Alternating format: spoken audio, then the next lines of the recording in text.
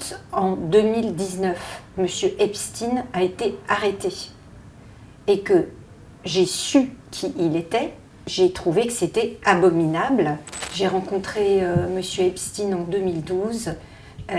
C'était un ami de Souni et Woody Allen que je connaissais depuis plus de 30 ans. M. Epstein venait avec nous à partir de 2012 voir des expositions. Et de fil en aiguille, nous avons développé des relations que je pourrais qualifier d'amicales. Monsieur Epstein était quelqu'un de sympathique, qui s'intéressait beaucoup à l'art contemporain, mais il n'a jamais été un de mes proches. Mais c'est quelqu'un qu'on voyait, on va dire, à peu près 4 fois par an.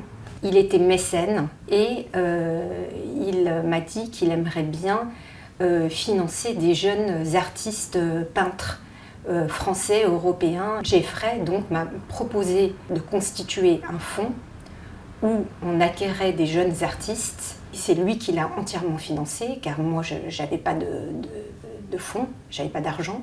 C'est son administrateur qui a créé et géré ce fonds. Concernant la société offshore, effectivement, les administrateurs de M.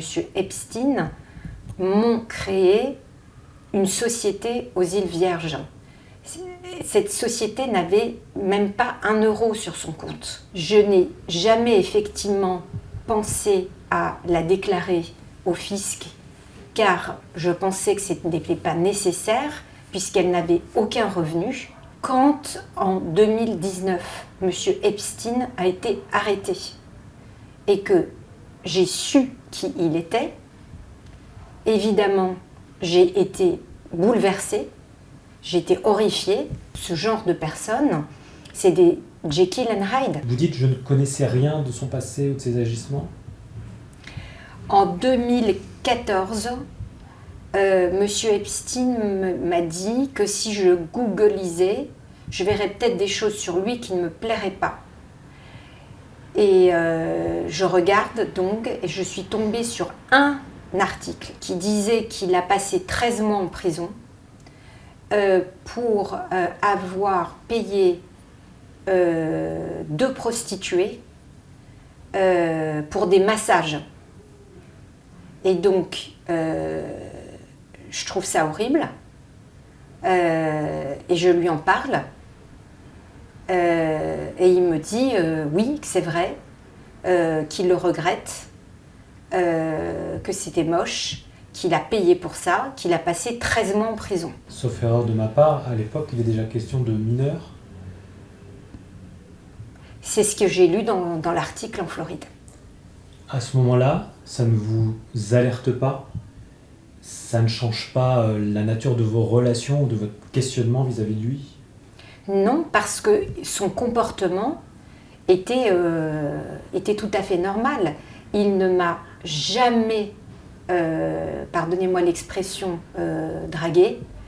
Il a toujours eu un comportement exemplaire avec mes enfants. Je ne l'ai jamais vu avec moi ou à mon entourage avoir un comportement indélicat. Donc non, je ne soupçonnais absolument pas. Visiblement, vous figuriez sur un testament financier signé par Jeffrey Epstein 2 jours avant sa mort, promettant 5 millions de dollars. Qu'est-ce que vous savez de cela ? Alors là, je l'ai appris dimanche, quand j'ai pris donc un café avec Fabrice Arfi. C'est lui qui m'a montré ce document. Là, je vous avoue aussi, j'ai été extrêmement surprise, puisque donc ce document date de fin 2019, on est en 2026, je n'en avais jamais entendu parler, et je n'avais jamais vu ce document. Je n'ai jamais été saisie par la justice américaine ou par un avocat de M. Epstein m'informant de son testament. Donc j'ai été extrêmement surprise.